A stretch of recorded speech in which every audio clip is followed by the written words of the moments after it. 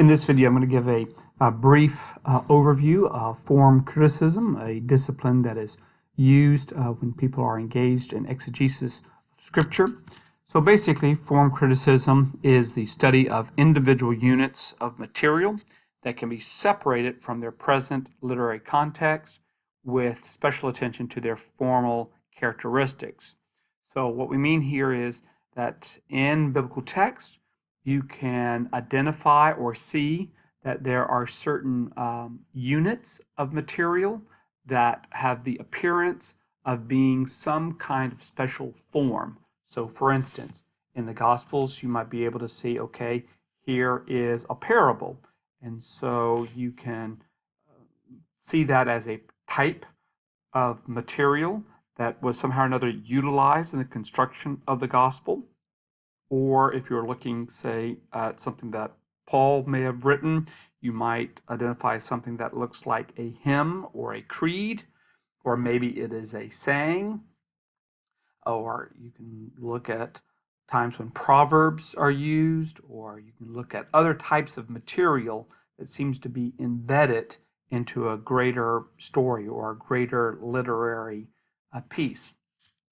So some of the early proponents of form criticism, well, we had Hermann Gunkel, who was primarily associated with the Old Testament, Rudolf Bultmann, primarily with the New Testament, Martin Debelius worked a lot with the Gospels, Vincent Taylor, a British scholar, New Testament scholar, and so these are the people who help to push the discipline of exegesis toward taking seriously the activity of identifying the different forms that are used in the construction of any particular literary work. So let's talk about some examples of these forms. So you could have a lament, so where a type of written material that is clearly designed to complain or to weep, to express sadness. And so what do those types of forms look like? So we might see this particularly in the Psalms. So we have what we call Psalms of laments. Or you might have Psalms of thanksgiving, or there can be Thanksgiving sections. Paul very oftentimes in his letters will, especially at the beginning of a letter, will have a unit that is a Thanksgiving section because it was common in a lot of formal letter writings to have a Thanksgiving section when you are addressing your audience or your readers. You might have these hymns or creeds. These are materials that express some kind of idea or thought that likely circulated around. So some have thought maybe the section in Ephesians 4 where we have there is only one body, one baptism, one God, one Lord. So that section of Ephesians sounds like a expression of a creed, something that people proclaimed. Or there's another one in the pastoral epistles where this reference to Jesus. Christ came to save sinners. So that sounds like a creedal statement, something that people proclaimed or said, and then that material is then utilized by the author. Of course, a proverb, so we're very familiar with what proverbs are. We'll have a whole book that's a collection of proverbs, but then again, you may find individual proverbs that are utilized. So there is a statement in the Gospels where Jesus says, where you see the vultures or the eagles, there is the carcass. So something like that sounds like some type of proverb, a saying. So, being able to identify that and classify what kind of material that is a form criticism. So paradigmas, so these are examples from Jesus' life that somehow or another aid it in preaching. So they are stories that the early church likely told about what Jesus did. Maybe these can be more conflict stories, or they can be healing stories. So things that happened where Jesus becomes kind of a model of behavior, or a model of an ideal, or a model of some kind of thought that the early Christians believed should be perpetuated. There are tales. So these are artistic stories that exist primarily for the pleasure of their narrative form. So in other words, sometimes you just tell stories. Think sometimes in the Old Testament, stories that may have existed because hearing these stories are enjoyable, and primarily you just have that as a story just because it is fun. So what value is it to tell a story about when Jesus is arrested, someone grabbing one of the disciples' cloak and him, moving away and running away naked? What's the purpose of a story like that? Is it supposed to be symbolic of something? Or is it just a story that is a bit of humor in the midst of the very kind of tragic story? But what's its purpose? So we sometimes have legends. These are stories of holy people. So things that happen to these individuals that can be heroic, or they can be tragic, but they primarily highlight something that is a part of the characteristic of the individual who is thought to be a good example of righteous living, righteous behavior.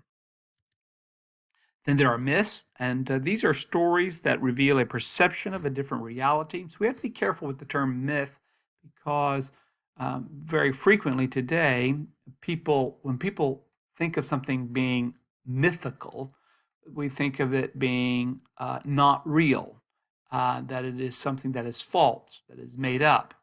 But when form critics talk about things that are myths, they don't necessarily mean that it is something that didn't occur. They're primarily focused on the idea of these are the types of stories that people who think certain things happened in the world. So, for instance, a story about Jesus being tempted by the devil, that would be a mythological story because, people like the authors of the Gospels believed that the devil could tempt people, or that there could be this otherworldly being that could have an encounter with human beings. So that this type of interaction between the devil and Jesus is not out of the ordinary. And in other words, it's not something that has never happened before, but it's something that could happen because the devil is about doing things. So whether it reflects something that actually occurred is a different question. The issue is that these are stories that involve oftentimes the encounter between the physical world and the heavenly dimension, or another dimension of reality. So the story about Jesus' transfiguration would be another kind of myth story. Of course, the resurrection would be another kind of myth story. Sayings. So these are just little sayings that occur and are on the lips of Jesus. And so these sayings sometimes get stitched together with other material to create kind of a larger narrative. So particularly in the Gospels, you'll see these sayings, and sometimes these sayings are kind of hitched to one another because they have either similar words or similar kind of themes or ideas. Particularly in Matthew's Sermon on the Mount, we have collections of sayings of Jesus to create this overall sermon. A farewell address. So this is a familiar form. There were people who had farewell addresses. So I've Socrates had a farewell address. Moses has a farewell address. Joshua has a farewell address. And so Jesus has a farewell address. It's quite short in the synoptic gospels. But in John's gospel, there's a very large farewell address. It really begins in John chapter 13 and kind of moves on through John 17. So we have a very large farewell address.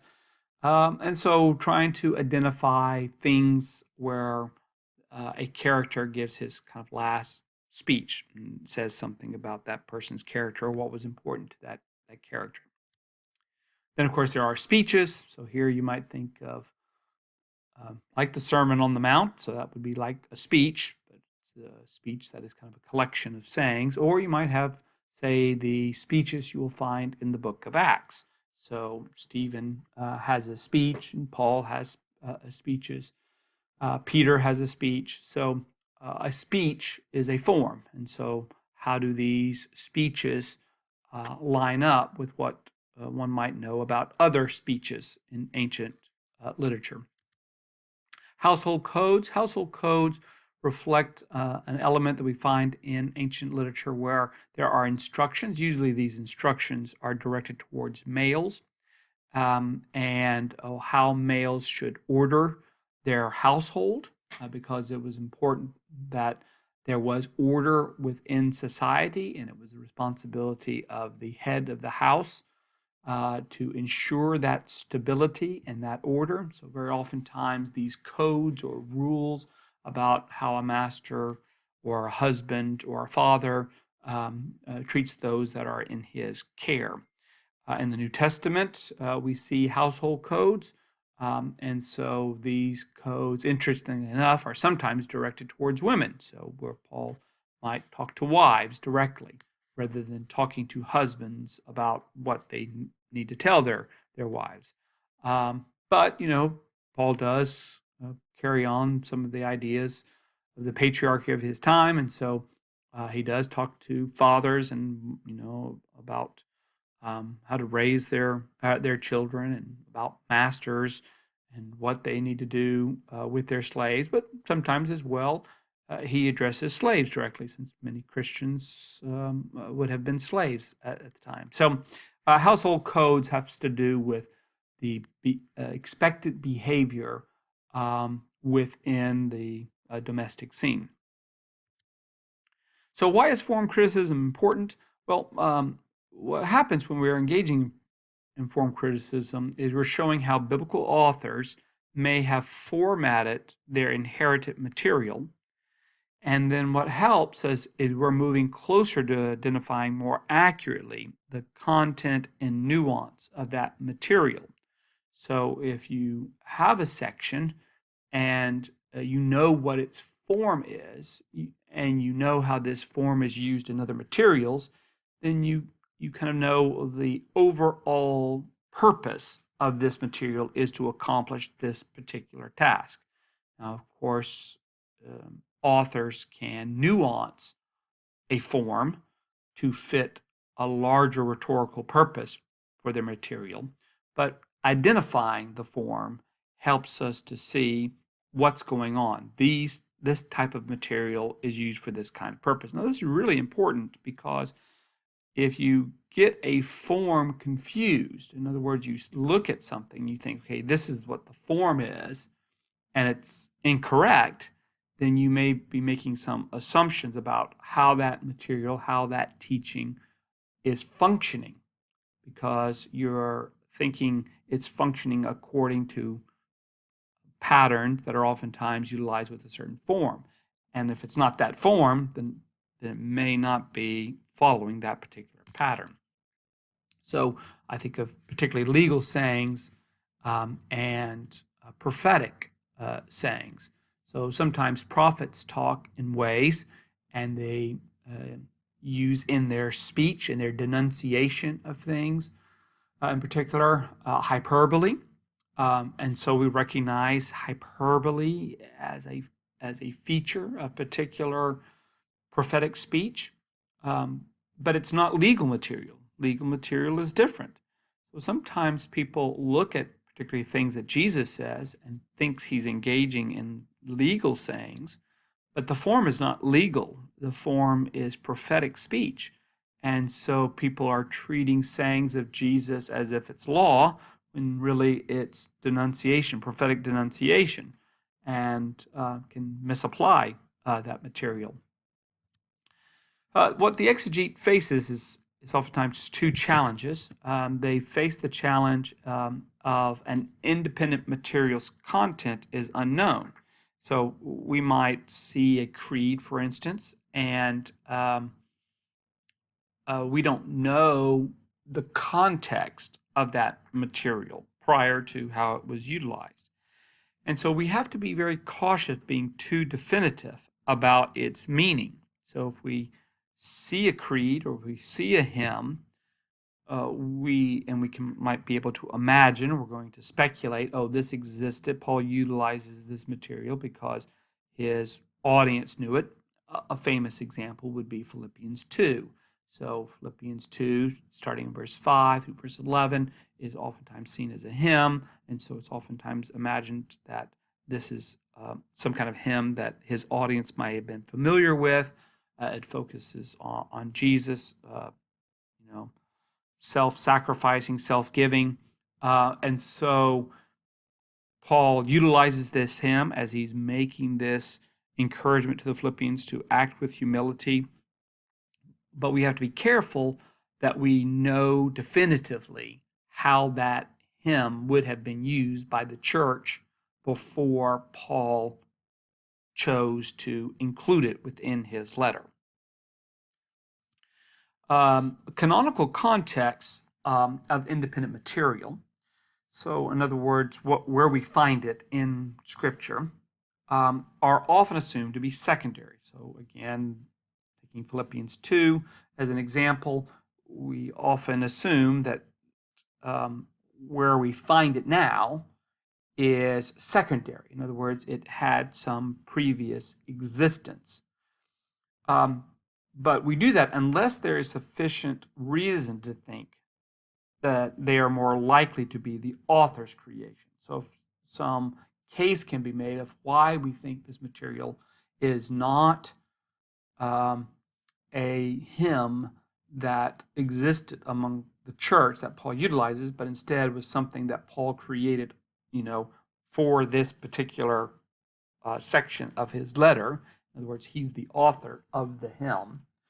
Unless that can be shown, then we think of it as independent material. The canonical context is secondary. Since the vocabulary in, say, Philippians 2, some of that vocabulary is not particularly Pauline. In other words, it's not oftentimes the words that Paul uses is not the themes that seem to be most important to Paul. It becomes difficult to see how that is a creation of Paul, though it certainly is possible. So some observations and principles about form criticism. Well, form criticism seeks to do two things. It seeks, first of all, to classify the independent units into easily recognizable literary genres. And so I listed those forms for you. So those are different kinds of genres. And so a form critic wants to know what genres existed, what forms of communications took place, and how then do those forms, how do the forms that are in the New Testament or in the Old Testament, in the biblical material, how do those forms compare to those forms as they appear in other sources? Associate these units with sociological realities in the life of their original source. So here's where form critics try to, again, think about, okay, here is what would have most likely have been happening within these communities that would have had these forms. So, for instance, if we find, say, a parable that exists in Matthew's gospel only, then the idea is, okay, Matthew's audience, was had these characteristics. they were facing these kind of realities, these type of pressures or problems. It had these kinds of needs as a community.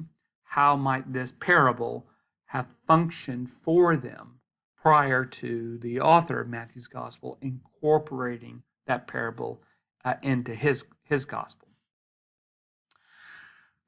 Even saying the word gospel like that, I mean, sometimes people think gospel is a literary form, but it's not really a literary form.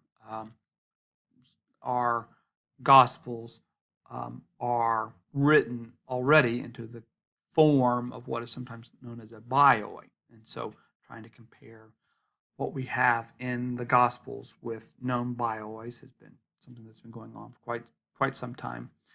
And so thinking about how these particular units may have functioned prior to their incorporation, trying to imagine these sociological realities of the communities that would have been preserving this material. So there are some criticisms of form criticism. In real life, events do not happen in pure forms. So when we think about things that maybe Jesus did or speeches that we see, it's unlikely that these things occurred in exactly according to a form. So the tradition then is that the tendency of the tradition was to conform materials that they had to well-known forms. So for instance, okay, you had Stephen giving a speech. Well, it's not really likely that Stephen gave a speech in a pure speech form when it was delivered.